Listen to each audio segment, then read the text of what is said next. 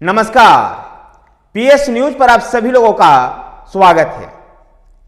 उत्तर प्रदेश के बड़ी सीटों पर सभी दल कंफ्यूज नजर आ रहे हैं और वहां पर चाहे भाजपा हो या समाजवादी पार्टी या फिर कांग्रेस, सभी एक दूसरे को देख करके आगे की रणनीति अपनाना चाहते हैं।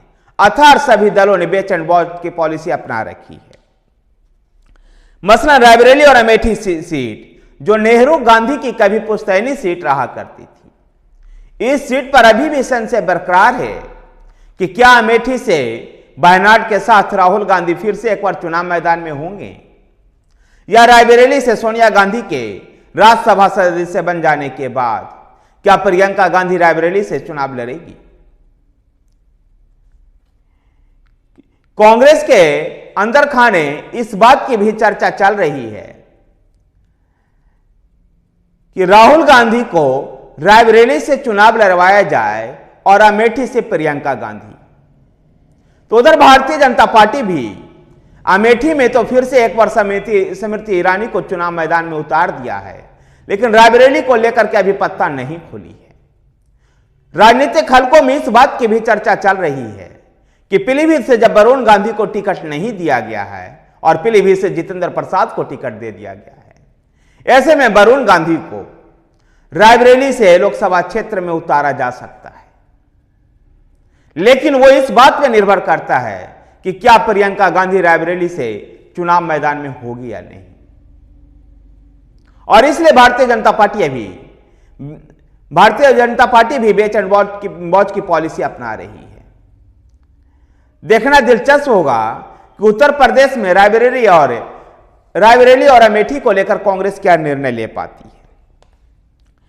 तो समाजवादी पार्टी के लिए रामपुर और कन्नौज ऐसे ही कंफ्यूजन वाली सीट है, जहां कन्नौज पार्टी के और मुलायम सिंह के परिवार के लॉन्चिंग पैड रहा है।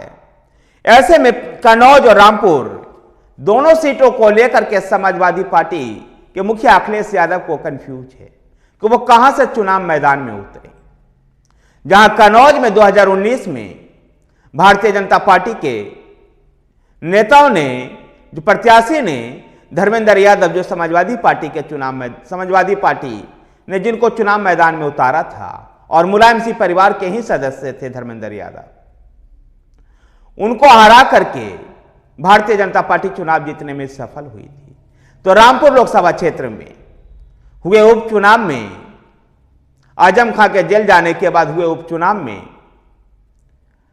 भारतीय जनता पार्टी ने समाजवादी पार्टी से छीन ली थी। ऐसे में अखिलेश यादव के लिए यही दुविधा है कि वो अपने परिवार की पुश्तैनी सीट कन्नौज पर चुनाव लड़े या रामपुर को फिर से भाजपा से छीनकर लाए।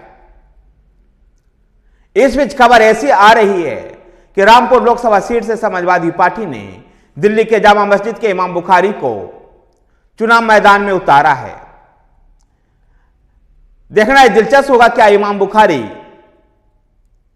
रामपुर से चुनाव लड़ते हैं या नहीं। और भी कई सीटों को लेकर के उत्तर प्रदेश में ऐसे ही समस्याएं चल रही है। भारतीय जनता पार्टी फिरोजाबाद को लेकर के भी कोई निर्णय नहीं ले पा रही है। कारण है कि फिरोजाबाद लोकसभा सीट से पिछले बार 2019 के लोकसभा चुनाव में भारतीय जनता पार्टी के चंद्रसेन जदौना चुनाव जीत गए थे धर्मेंद्र यादव को चुनाव हरा करके। लेकिन उसमें अहम रोल अखिलेश यादव के चाचा शिवपाल यादव का भी था, जब उस समय वो समाजवादी पार्टी से बागी होकर के अपनी अलग पार्टी बना करके चुनाव मैदान में थे। अब इस बार अखिलेश यादव और चाचा शिवपाल यादव एक साथ हैं। ऐसे में फिरोजाबाद की सीट भी भाजपा के लिए आसान नहीं होगी। इसके अलावा भारतीय जनता पार्टी कैसरगंज से भी अपना प्रत्याशी घोषित नहीं की है। गौरतलब है कि कैसरगंज से जो इस समय के सांसद हैं ब्रजभूषण शरण सिंह हैं, वही ब्रजभूषण शरण सिंह जिनको लेकर के महिला पहलवानों ने काफी गंभीर आरोप लगाया है। तो उधर अपना दल कैमराबादी के समाजवादी पार्टी के साथ गठबंधन टूटने के बाद बहुजन समाज पार्टी से गठबंधन की खबरें आ रही है और ऐसा माना जा रहा है कि बहुजन समाज पार्टी के साथ अपना दल कैमराबादी का गठबंधन हो गया है। अपना दल कैमराबादी 3 लोकसभा सीट पर चुनाव लड़ेगी और ये 3 लोकसभा सीट है मिर्जापुर, फूलपुर और कौशाम्बी। मिर्जापुर से कृष्णा पटेल चुनाव मैदान में होगी तो फूलपुर से पल्लवी पटेल और कौशाम्बी से पूर्व एमएलए राम संजीवन चुनाव मैदान में होंगे। देखना दिलचस्प होगा कि ये जो अपना दल कैमराबादी के चुनाव मैदान में उतर जाने से समाजवादी पार्टी को क्या नुकसान होता है। गौरतलब है कि अपना दल कैमराबादी और समाजवादी पार्टी के बीच में राज्यसभा चुनाव के समय से ही अनबन चल रही थी। ऐसे में अपना दल कैमराबादी ने समाजवादी पार्टी से दामन छुड़ाते हुए कुछ और दलों के साथ समान विचारधारा वाले दलों के साथ चुनाव मैदान में उतरने की तैयारी की है। और इस जो खबर आ रही है कि अपना दल कैमराबादी राज्य की 3 लोकसभा सीटों पर चुनाव मैदान में होगी। अपना दल कैमराबादी के कृष्णा पटेल और पल्लवी पटेल राम संजीवन क्रमशः ये उम्मीदवार होंगे। देखना दिलचस्प होगा कि ये अपना दल कैमराबादी क्या अपने राजनीतिक वर्चस्व को बढ़ा पाती है या नहीं। धन्यवाद साथियों, वीडियो को लाइक कीजिए, शेयर कीजिए, हमारे साथ बने रहने के लिए हमारे चैनल PS न्यूज को सब्सक्राइब कीजिए। धन्यवाद।